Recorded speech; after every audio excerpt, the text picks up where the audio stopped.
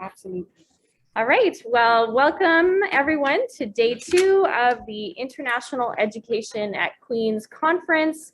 My name is Lydia and I work at both the Queen's International Center here and also Student Academic Success Services.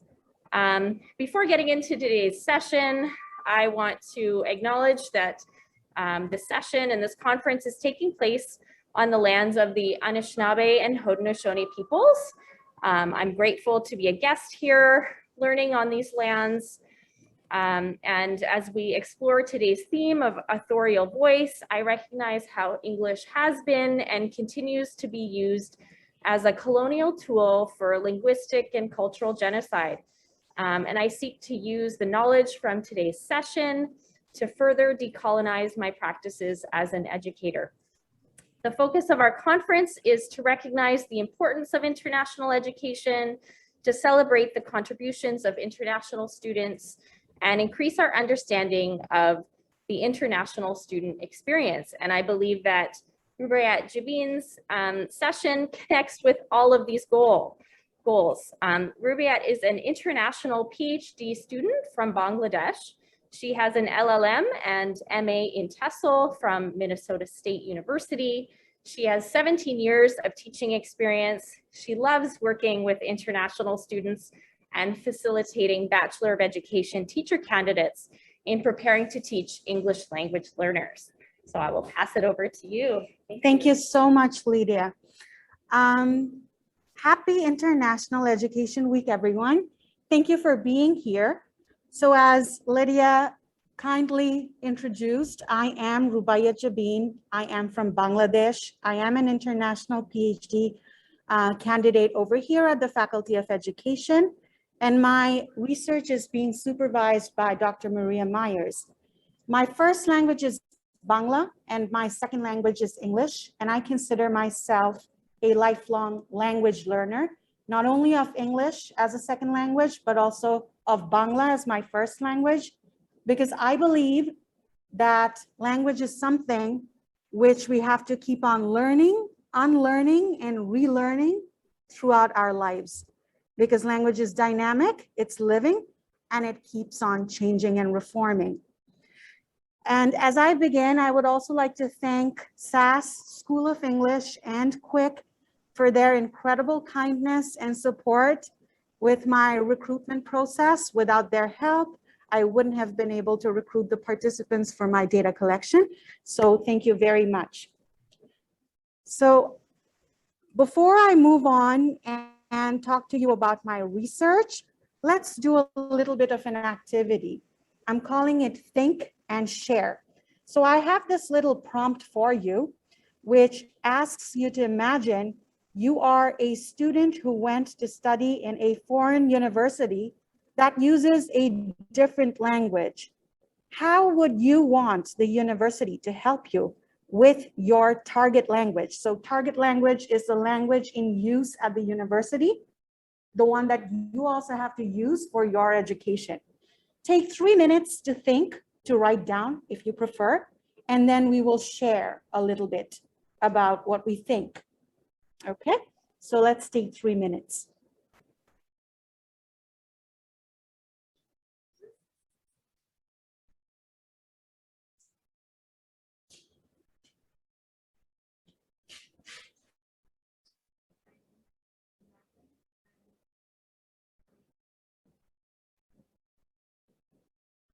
Wonderful, thank you.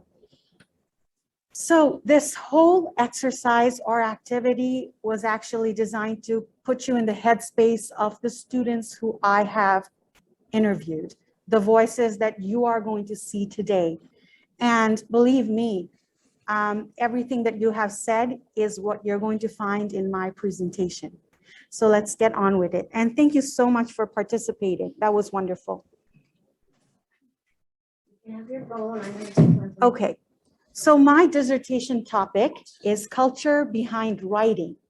It's an inquiry into the languages and cultural influences on second language writing in the Canadian academic context. And in the Canadian academic context, the second language is English for multilingual international undergraduate students. Let's give you a quick overview. So we're going to take a quick walk through the purpose, rationale, research questions, and methodology of my dissertation. And then we're going to stop and focus on the academic success of international undergraduate students as English language writers, okay? And I'll talk to you more about that in a little bit. Let's look at the purpose of my study. So my study explored academic English writing challenges of multilingual international undergraduate students, influences of their first languages and individual cultures on their academic English writing, and how best to support them to become successful English language writers in the Canadian academic context. Now, why is my study important? Why did I consider it important? Well, there are various reasons why it is relevant to the field of second language writing, such as ongoing internationalization of higher education, increasing number of international undergraduate student enrollment at Canadian universities.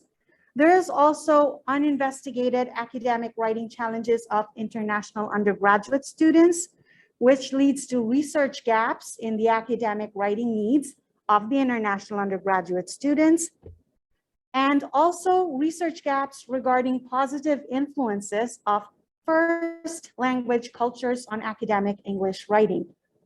Then we have global use of English as a lingua franca and the advent of new varieties of English, which is known as world Englishes. Now, before I move on, let me just share a little bit about English as a lingua franca.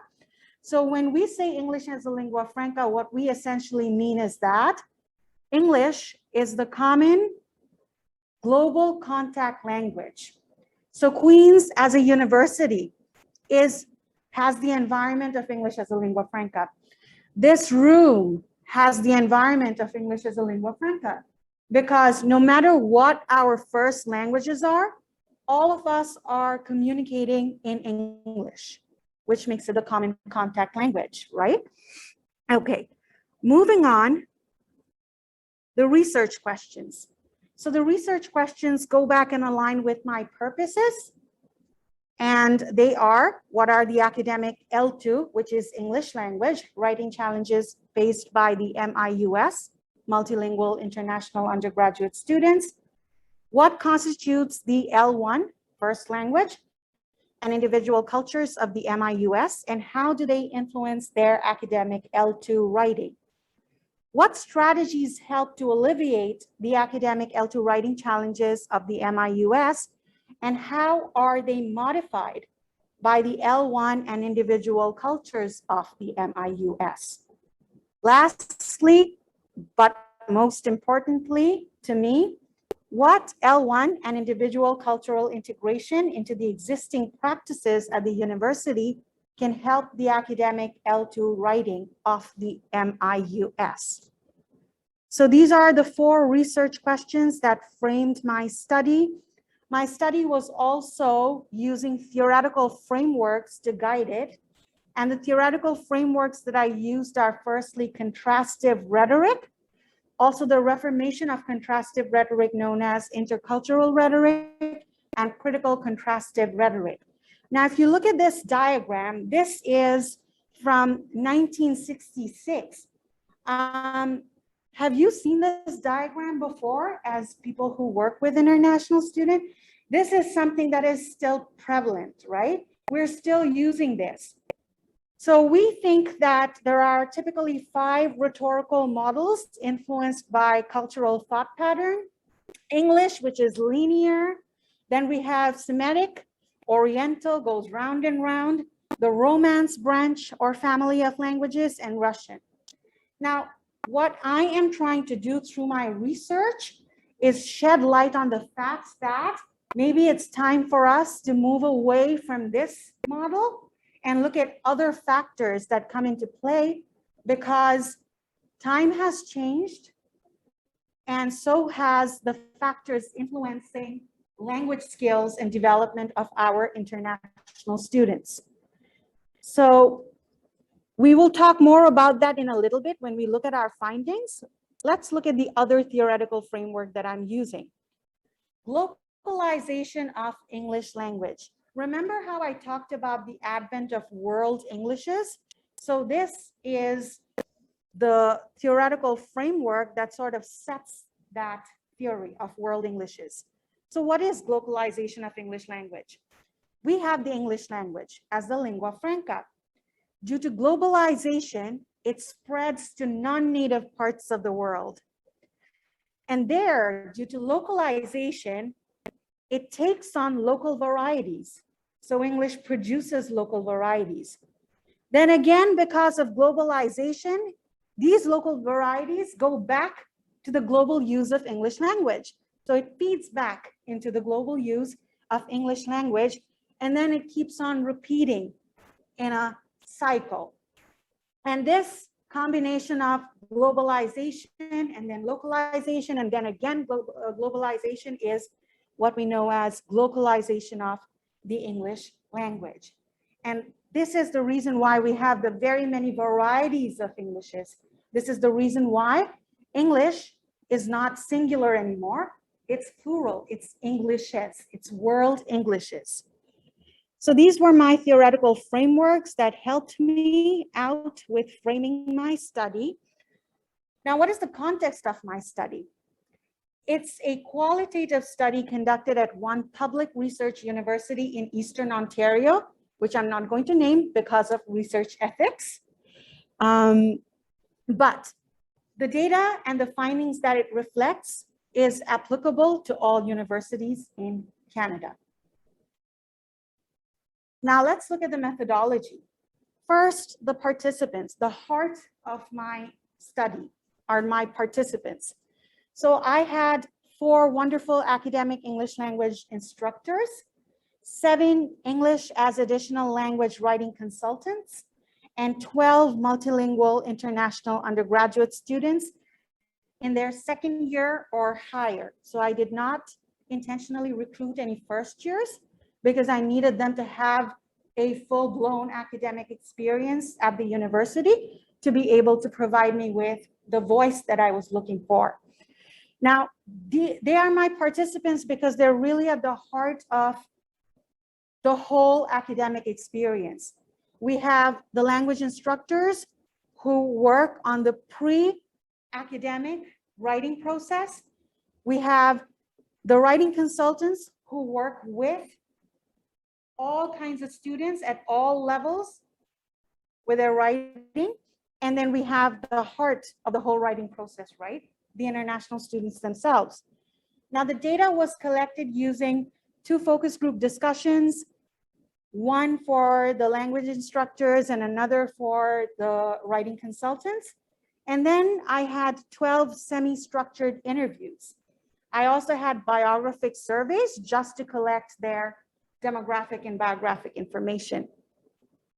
So that's quick information about my methodology. And now the data analysis, which is also part of the methodology.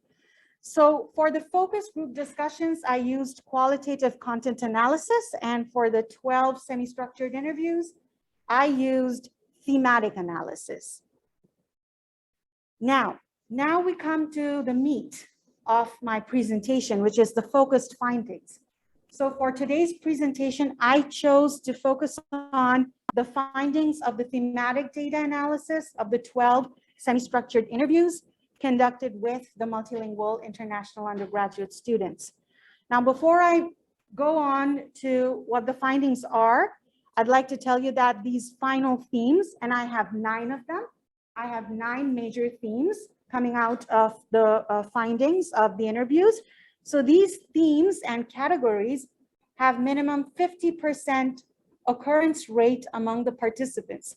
So very many things have been discussed, but only the ones that have 50 or above occurrence rate among the participants are the ones which I finalized as my major themes. Okay, so here we are. Now, these radial Venn diagrams, which my supervisor calls flowers, are the ones that are going to show the themes, and the smaller circles are going to show the categories. And then I have also included participant quotes so that we can get the real feel of what each of these themes and categories are coming from. So first theme is challenges with academic writing mechanics, such as using correct vocabulary, following Canadian style or format of writing, challenges with sentence construction, and with grammar. So these are the challenges that the participants, who are the international students, identified for themselves. And if you look at their quotes, they're saying, I face a lot of challenges with vocab and using the correct word. And more than 50% have actually said the same. Yes, the other thing was the format. They have to learn the whole format differently. So it's actually we, but I just transcribed verbatim. So here we are. So these are the academic writing challenges with the mechanics of language. Next, we also have challenges with strategic use of language, and this is our second theme. So the categories within this theme are, firstly, challenges with citations and references. This has been a big one. 95% of the participants actually said that they face challenges with citations and references. Exercising critical thinking in writing. This is another big one. Then we have expressing opinions and original ideas in writing, challenges with paraphrasing, challenges with report writing and research papers. So these are the assignments that they struggle with the most. And then writing with readers in mind. This was another big one. Almost 90% of the participants said that it was difficult for them to think about the readers when they were writing. So if you look at the participants' quotes, it was very hard for me to learn referencing to begin with and then incorporate it in terms of whatever assignments I had to create. I find it so hard to do critical thinking and express my own ideas in writing because I have not done that before. And in a minute, we'll see where these challenges come from. So let's move on. Theme 3, influence of L1 on L2 writing. So L1 is first language and L2 is English language. Now, research up until now has shown that L1 has always had negative influences on L2 writing. But what is this finding showing us? It's showing us that L1 rhetoric on L2 writing is prevalent. But is it always negative? Well, it says proficiency in L1 positively influences L2 writing. And then we have L1 influences sentence construction. That can be considered negative. L1 influences L2 critical thinking abilities negatively. That one for sure is negative, but that one is connected to the L1 culture more than L1 itself. Now let's look at some of the participant quotes. So I write it in this Chinese, I can't seem to read the rest of it. Thanks, Lee.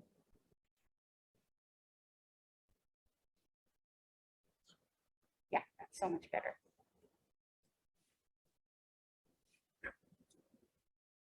Okay, thank you. So I write it in this Chinese order. I couldn't notice, and I have to be pointed out by English speakers, and and they tell me, so I noticed this, just something I didn't do it on purpose. So this is the transfer of L1 sentence construction order on L2. And sometimes it so happens that the international students are not aware of this transfer, which we may consider an error. Is something that is actually innate to them, and they're not even aware of it. Then we have, I'm bringing in a different cultural perspective through my, writing and my speaking, giving it a unique perspective. So yes, I definitely see it as a positive impact. This is one of the other participants' quotes. Lastly, I find that my high proficiency skills in my first language helped me to develop my English language skills too, because I know how to get the right skills. So this was something very new and important on the positives of L1 helping L2, which is when somebody has higher proficiency in their L1, they know how to acquire the skills for other languages as well. All right, so let's move on to my favorite theme. This is prior schooling. And the reason why this is my favorite theme is because it goes back and affirms the fact that we have to sort of shift our focus from L1 transfer to something else. Because right now, the way the international students are globalizing, we can't just hold on to dated research which says that L1 transfer causes all the academic English language problems. So let's look at prior schooling. So first of all, English instruction follows British standards. And for the 12 international participants that I had, this was 100%. All of them actually said, and they were from across the globe. All of them said that their prior schooling, English instruction followed British standards, which is a standard not too similar to the North American standard in terms of syntax, morphology, lexicon, even the convention of writing. Then we have prior English instruction do not meet Canadian academic writing requirements. L1 or L2 academic writing not practiced back home. So writing is practiced back home, but not academic writing. And we know that academic writing is a genre in itself. Learned L2 academic writing during IELTS test preparation. So 60% of my participants actually said that the first time they were introduced to academic writing was during their test preparation days before coming to the Canadian University.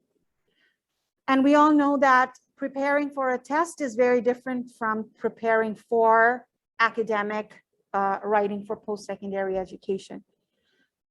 Taught to use complex sentences. Now, this is very interesting because even though I'm not talking about the findings from the focus group discussions, but I'd like to tell you that a lot of my language instructor and writing consultant participants reported that international students tend to use run-on sentences, long sentences. It's hard for them to write simple sentences. It's always complex. And they were of the opinion that it had to do with their first language. But after looking at the findings from the international students, I noticed that it was their prior schooling that taught them to use complex sentences, and it did not really connect back to the L1 writing convention. Then we have learned grammar-based English with emphasis on grammar rules. This again is interesting because if you remember, one of the academic writing challenges with language mechanics was grammar. So if in their prior schooling, they are being taught mainly grammar, they're still struggling with grammar when they come here. So there must be a gap over there. Practiced memorization of vocabulary, content, format, and writing. This is another interesting one. I had 70% of my participants say that they actually had to memorize the entire format. Sometimes they would be given samples of essays, which they had to memorize and just reproduce. So they were not practicing critical thinking. They were not practicing how to come up with their own original ideas. They were basically following a given format. And that sort of takes you back to their problem with critical thinking and using their own voice in strategic use of English language. Then we have taught to write 3 or 5 paragraph essays, which gives them a good basic foundation, but again, is that enough for the Canadian academic context? Taught letter and formal application writing. This again was a big one. Almost 80% of the participants said that they wrote a lot of letters, letter to a friend, letter to a professor, letter to some kind of a politician requesting for something. They were taught to write formal and informal letters and applications a lot. Then never learned citation, report writing, or research-based writing. This is another big one. Limited scope of critical thinking and voicing own opinion because they were doing a lot of memorization and reproducing. Let's look at some of the participant quotes. Oh, I had to memorize what to write in essays and letters. You had to write in long, complex sentences to be formal. In terms of essays, we have been taught, the basic, where, you need to have an introduction and body and the conclusion. I don't recall going into in-depth. I, as a person who comes from another country with very less idea about referencing, because our education system did not embed referencing in any of the English language courses. So that's why this, I feel, is a very important theme. And it also, interestingly, corroborates with what my other participants think, the ones on the teaching end of the spectrum. They also feel that prior schooling has a lot to do with what is affecting the academic language knowledge or skill of the international students. Okay, theme 5, Canadian academic writing requirements. So this isn't a question that I asked them, but this came up in the conversation and it actually became a theme because the students talked a lot about it. So firstly, critical thinking and expressing own voice. This is a big requirement which they struggle with. Knowing your readers and writing with readers in mind, another one. Assignments mainly comprise of reports, research-based papers, and reflective writing. Important to meet the criteria on the grading rubric. So this was another big one. According to the students, in Canadian academic writing, you have to be very clear about how the rubric works and what the grading criteria is. And Hannah, you talked about it too, right? So knowing the 5-paragraph essay writing format is not enough because you have to do more than that here in your assignments. So let's look at the quotes. So here, hitting the rubrics, hitting the grading criteria is more important. Like I had to follow the English structure they've given us. So some of them, and over here I've just cherry picked, but a lot of them are saying the same things too. So a lot of them have said that they're usually given a structure that they have to follow.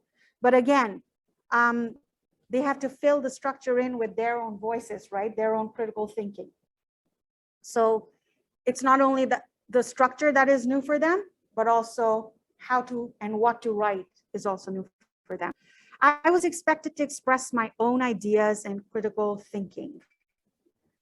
Okay, then we have theme 6, aspects of individual cultures.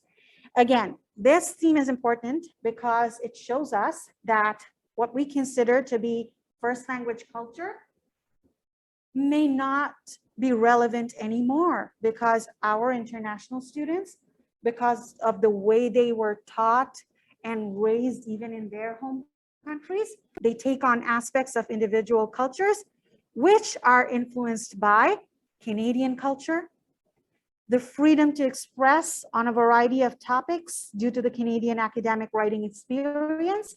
So what they are experiencing over here is becoming a part of their individual culture, which in turn has an influence on the way they think and the way they write. Hollywood movies, TV shows, social media, Western music, and English storybooks. So this is something that is now available to them back home. And it's not only what they're picking up at school, but also what they're picking up through the entertainment media, which forms their individual cultures. Academic university culture, Canadian friends is a huge part of their individual culture, and also family culture and upbringing. So when we are growing up, we had our share of listening to R&B music and then rap and whatnot. And it's going on more as we speak, like, we can see the what do you call it, the development of music and the genre in different directions. However, I think this rap, I'm sorry, this English music and then English movies exposure that kind of shaped us, our generation, in a different way. And because we got more exposure to those, I think we kind of started incorporating English in our daily language a lot more than our parents would in their times. Now, what's important to take notice of over here is that even if they are more exposed to English, what is the variety of English that they're exposed to? Maybe they are listening to a lot of North American variety of English, but when they are using it, are they using the North American variety, or does it take on a local variety among friends and family? I would like to relate a personal experience over here. So when I think I was in my first year of my PhD, and we were actually having a research assistant meeting with our professors. And one of our professors happened to say that they had just gone and seen Elton John in concert that weekend. And I got really excited and I said, wow, you went and saw Elton John. And he said, how do you know Elton John is something I'd never known? So it basically meant that he was really surprised to hear that I knew who Elton John was, right? So this basically told me that he was not aware of the fact that music has a way of taking English all over the world and turning English up into a part of everybody's individual cultures. Okay. The seventh theme is L2 writing strategies. So the support, the strategies that help the international students with their English language writing. First, we have learning new vocabulary. Since they struggle with vocabulary so much, they learn new vocabulary with the help of online apps, Google, and dictionary. Then we have pre-writing activities such as outlining, brainstorming, and drafting. Post-writing activities such as revision, reading sample writing. This one was a big one, almost 100%. Everybody felt that when they had a reading sample, it helped them to write better. Professor feedback was another big one. The more feedback they received, the easier it became for them to understand how to write. But I'd like to tell you over here that this is something which the other participants, the teachers and writing consultants, felt was not enough in the academic context. There had to be more feedback from the professors so that when a student would come to the writing center for help, they would know exactly what kind of help the student would require. Peer feedback is also important, peer review. Closely following the grading criteria or marking rubric, so this was another big one, and going to the writing center. These are the L2 writing strategies that help the international students. Reading sample writing helps me a lot. Getting a lot of feedback from my professors really helped me to understand how to write. The second last theme, theme 8, usage of L1 in L2 writing process. So this is an interesting one. So students have said, and this is like 99% of the students have said, that use of L1 to form ideas or writing the first draft and then translating to English is something that they do quite often. It helps to think about and form the main ideas and the main arguments in L1 first, and then even if you're not translating, just after you've thought about the ideas in your L1 first, then start drafting your sentences in English. Using L1 in the academic English writing process helps positively was a unanimous answer. So thinking and coming up with ideas in my L1 during brainstorming and mind mapping really helps me a lot before I start writing in English.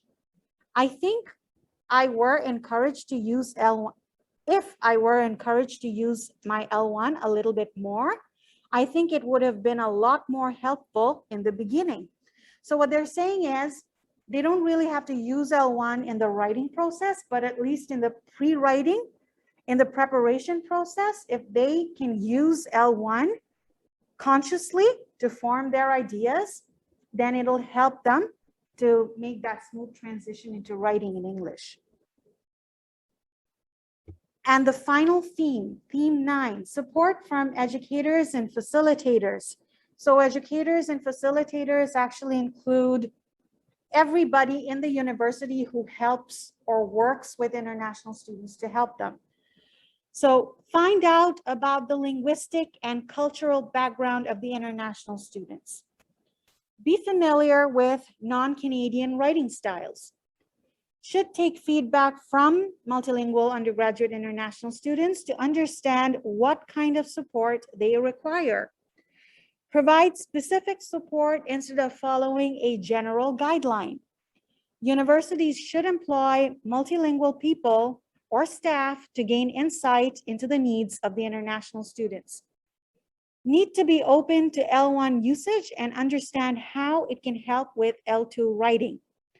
Important to be open to the different varieties of Englishes to help the MIUS to get started smoothly in Canada. So these are all from the voices of the international students. So let's look at some of the participant quotes. I mean, I'm here in Canada, so I have to adopt the Canadian style. But what if I were asked about my variety of English? That would give my teachers a better understanding of how to help me. I don't ask them to like my first language, but like when they can be open-minded about that, then they help me a lot more. I always found my multilingual teachers understand me better. When students like us come over here, we have to talk, read, and write everything in English. And they also expect us to really write in very good English. So we feel that when we go for help, they are understaffed. So maybe they can help us by including more staff trained to help international students. So this was me bringing you voices of some of our international students. Now, what's the takeaway? Number one, L1 has many positive influences, especially in the pre-writing stage of academic writing. Academic writing challenges can be linked to prior schooling. So this is something new, and I hope to be able to make a groundbreaking, no, I'm just kidding. But this is something new that has not been corroborated by previous research, but has been corroborated through theories that maybe it's prior schooling that we need to focus on and shift our focus from L1, negative L1 transfer.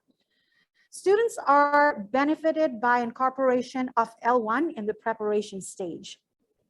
Educators and facilitators need to find out about the individual linguistic and cultural backgrounds of the students to help them better. More awareness and openness regarding world Englishes is necessary.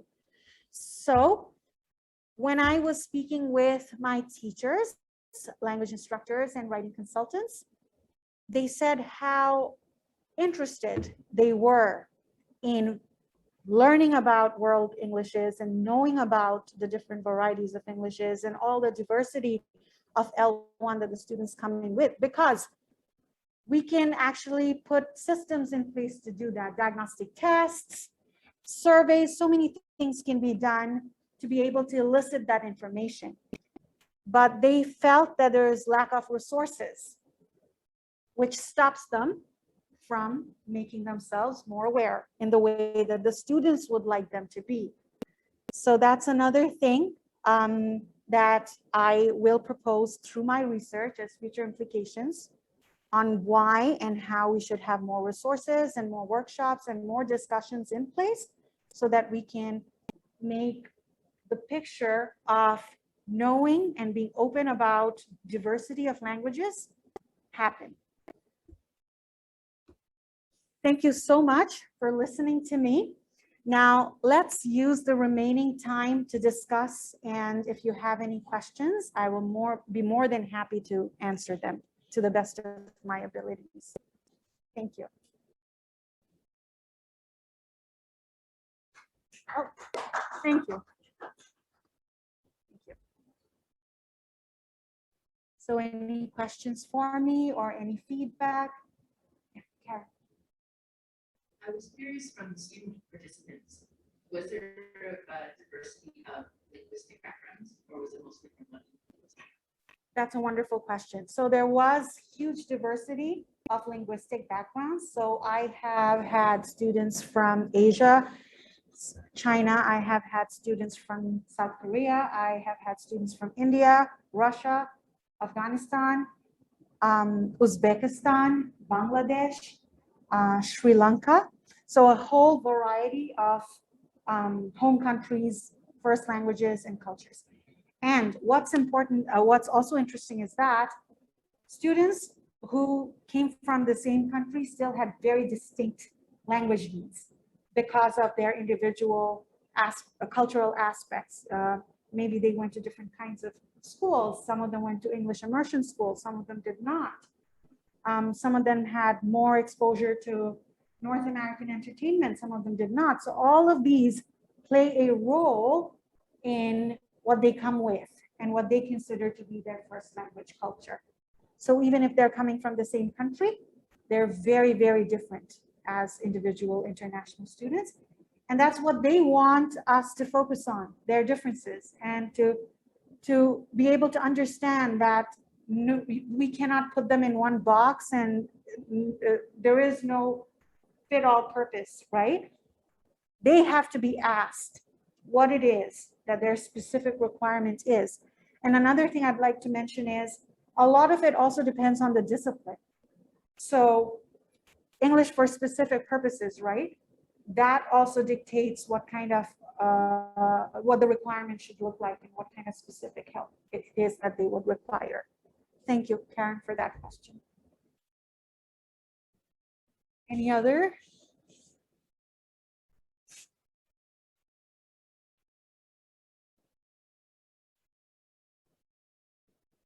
I either did a very good job or a very bad job. Lee? Yeah. Yeah. Did you discern any difference or discern an influence of international school education?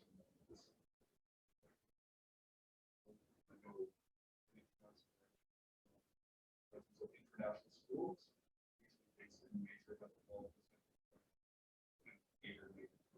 diplomats, did that come up at all? Yes, it actually did. So 70% of the participants went to these international schools, or as they're known in other parts of the world, English medium schools. And 30% of them went to schools where their first language is the main medium of instruction. But interestingly, the kind of exposure that they have, even though the medium of instruction was English, what they were following as the curriculum was very closely linked to what was also being followed in the first language schools, right? So there was not much of a difference, and it also depended a lot on the teachers. So it was basically what the kind of instruction that they were receiving as opposed to what kind of standard was being followed, right? So that also affected their acquisition of English language. I hope that answers your question. Yeah. Karen. So for us at School of English, it's always, it's something I would like to learn more about is what kind of resources do our students access once they have left School of English and they're at university? And of those resources, I'm not sure that in any of your interviews, which ones were the most helpful? So they said that when they are given reading samples, it helps them a lot. So the reading samples are mainly coming from their professors. So that's something that they find incredibly useful. They also find peer feedbacks and feedback from the professors useful. One-on-one discussions with the professors are also very useful. And they feel that when the resources have been catered to meet their needs, so tailored to meet their individual requirements and need, it helps them more than just receiving a generic or general guideline in the form of a resource.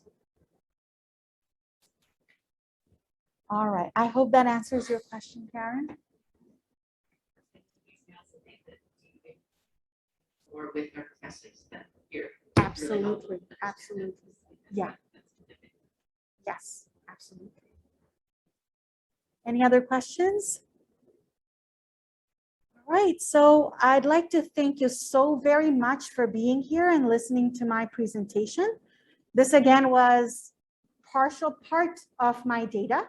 I still have a lot of data from my language instructors and writing consultants, and those are incredibly important for future implications as well. So thank you very much. I'll hang back for a little bit if you have any questions or if there's anything you want to talk to me about.